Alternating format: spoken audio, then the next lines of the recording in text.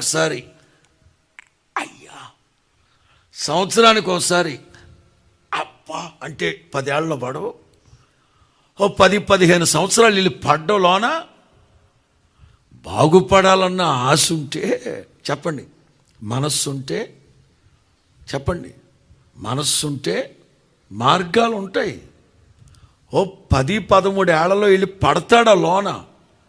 ఆ ముసలాడికి ఆ స్థితిలోనే ఆ దరిద్రపు రోతలో రొచ్చులో బ్రతకాలని.